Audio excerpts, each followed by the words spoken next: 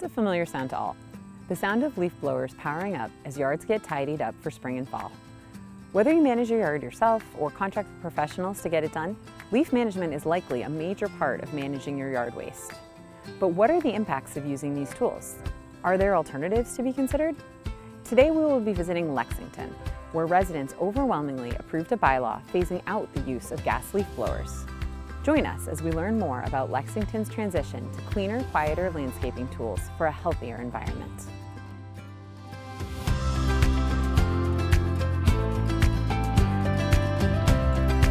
We're here today with Representative Ciccolo. Thank you so much for being with us. Tell us a little bit about your district. Sure. Thank you for inviting me to do this interview. So I'm Representative Michelle Ciccolo from the 15th Middlesex District, and that district includes most of Lexington, all except for one precinct, 2 wards in Woburn, and 1 precinct in Winchester. So northwest of Boston, essentially. Can you tell us how this bylaw and your legislation fits in with your district's goals? Oh, that's a great question. So Lexington, in particular, of my 3 communities, but all 3 communities, is very passionate about the environment and reducing carbon wherever possible. But we're also we're a growing community that is also dense in some parts of town. So we also want to do whatever we can to improve the quality of our community, like from a lifestyle perspective. So I think the noise issues are important.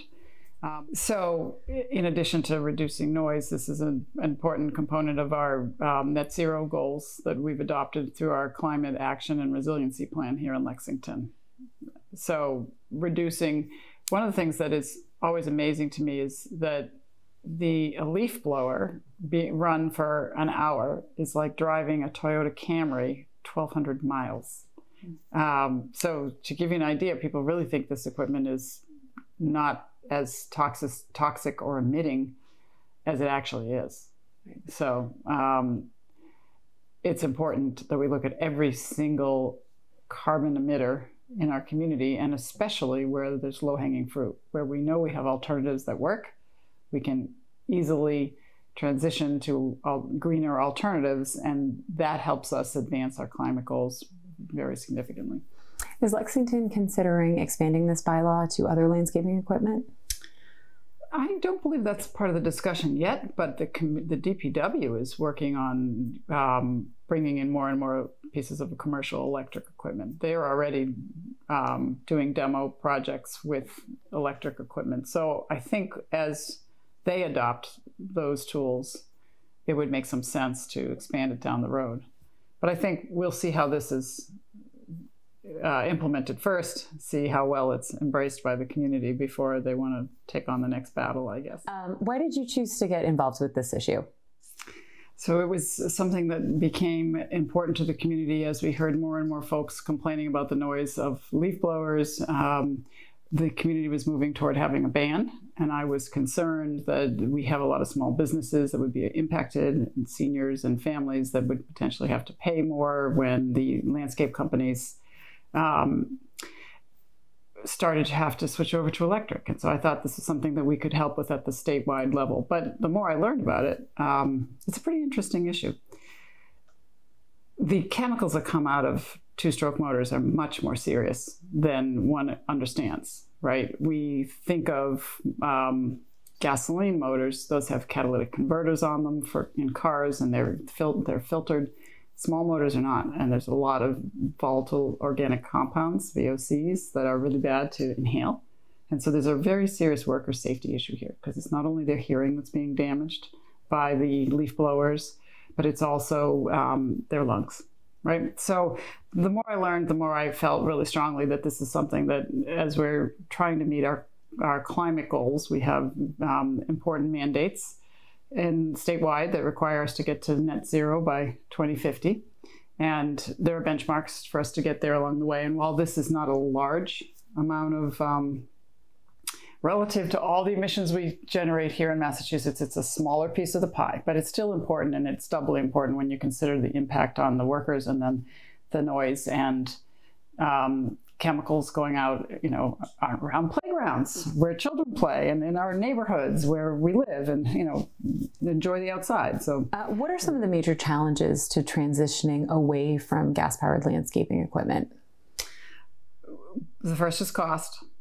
The second would be the quality of the equipment. So the electric equipment is still getting up to speed, if you will. It's not as good as some of the more powerful gas-powered equipment, although every 6 months, that equation is really changing. The equipment is better and better and better. But generally, there's a belief that they're not going to be as powerful or as effective. So public information. And then training. There's a whole new system that you really need to get used to with electric equipment in terms of the batteries, the safe storage, the number of batteries you're going to need. Sometimes they may weigh a little bit more, so you might need some straps on the equipment, depending on how you use the equipment. And for very large landscape companies, there are other techniques that I'm not as well versed in when you go electric, but they're using, instead of, lots and lots of blowers, they're scooping up leaves and in some cases vacuuming them. There's different ways to go at it depending on the size of the job. Tell us about your bill. Sure. So this is the second session that I've introduced it. And this session was also introduced, the identical bill in the Senate by Majority Leader Cindy Cream, which is terrific. So both of us submitted legislation this session, and we've improved it over last session. The bill would require the Commonwealth to create a program through the Executive Office of Environmental Affairs to do grants to municipalities to help them transition to all-electric landscape equipment, but also grants and loans to small businesses. So the grants would be if you're trading in a piece of gas-powered equipment, so a one-for-one trade-in, you would get an outright grant, and a zero-interest loan if you were wanting to try the electric equipment but weren't sure you're ready to give up your old legacy equipment.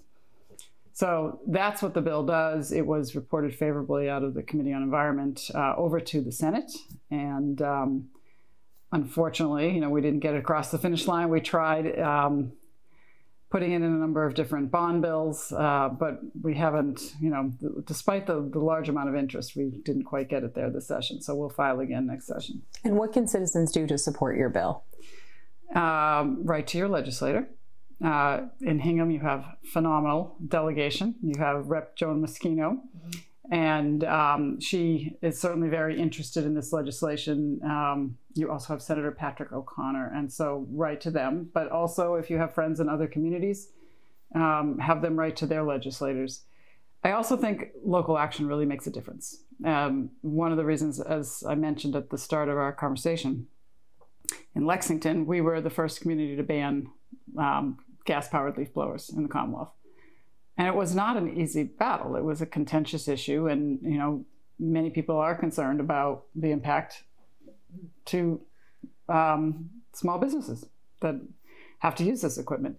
And having more communities transitioning to all electric will really make the state concerned that we need to do something to help ease the pain of that transition. We all know it's the right thing to do from an environmental perspective, but making sure that we do it in a way that's fair and equitable to small businesses and doesn't cost the consumer vastly more money in their landscape maintenance if they are hiring companies to do it, those things matter. And so I think local action will help us catalyze state action. What do you think would be some of the benefits of this transition? You talked a little bit about the benefits to workers, but what about the benefits to residents? There's a lot of them. So obviously, reduced noise is really important, but the reducing the chemicals in our air, very important. But also the use of leaf blowers in particular really strip the land. So, it's okay to use less powerful equipment or to look at our landscape practices to try to move toward things that are more sustainable. So, a lot of people think you should leave your leaves on the ground more and have them decompose because that's incredibly good for the soil. Mm-hmm. And it protects the topsoil as well. So trying to do less maintenance that strips the topsoil is really important. But it really comes down to, the volatile organic compounds, the CO2, carbon being released into the air, and noise being reduced. And there are increasing studies that show that noise is a really important factor in affecting our stress levels, hypertension and heart disease. And these are things that develop out of the busy, noisy environments that we live in. So whatever we can remove some of that or reduce the amount, it's really valuable. And it also will be good to have more and more of the equipment electric that consumers use. So if you don't have a commercial landscape company, which many people don't, you still may be out there yourself using gas equipment, and that's not good for your health. The health issues are really, really significant. What support is currently available to either individuals or landscapers who want to make this transition? The Mass Clean Energy Center, through its Mass Save program, runs some kind of rebates, and those are available to both residents and commercial landscapers. So here in Lexington, you have a ban on gas leaf blowers. Mm-hmm. What would your advice be to communities considering a similar bylaw? So in Lexington, when we passed it at town meeting, there was a lot of good work done leading up to the town meeting, but maybe not enough understanding in the broader community about what we were doing. So there was a backlash. So I know that the committee that spearheaded this was our noise committee, and they did their best to talk to landscape companies, and they had hearings. But the more you can do up front to talk to the community, to prepare the community for the new change, is really, really helpful. We took our bylaw to town meeting and it passed, but then there was a referendum to overturn it because I think a lot of people in the broader community, especially the commercial landscape community, weren't happy about it and didn't know enough about it in advance. And so that referendum failed, which meant that our bylaw was upheld and we are able to implement it. But then even a year later, there was an attempt to delay the implementation. So a lot of public information is really, really helpful. I would encourage you also to work with your local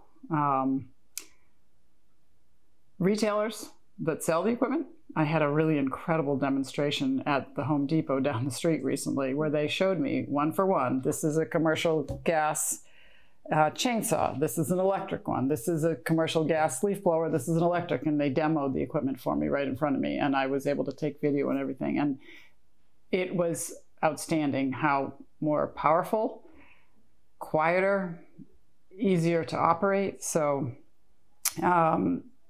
there's a belief that the chainsaw is not going to work as well. And if anything, the gas motors were harder to start and they need way more maintenance.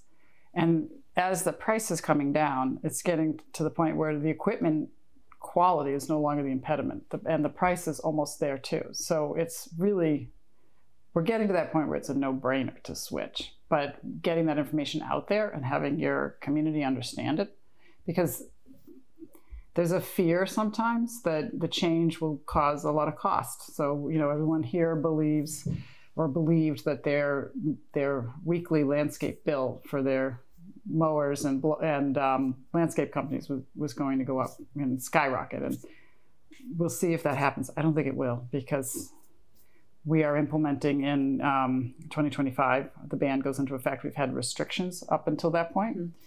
But the ban goes into effect in 2025 on the commercial side and then 2026 on the residential side. So we're phasing it in. And at that point, based on what I've seen already with the equipment, it's ready to go. The equipment's really good. Thank you so much for taking the time to talk to us today. Thank you. I appreciate the opportunity to share. So, what did you think? Could Lexington's solution work in Hingham? Share your thoughts in the comments.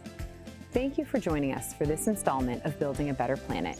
You can stay up to date with the Cleaner Greener Hingham Committee by visiting the town's website or scanning the QR code shown on your screen. You can also email us at cleanergreener@hingham-ma.gov. Thanks for tuning in and learning about the building blocks for a better planet and future.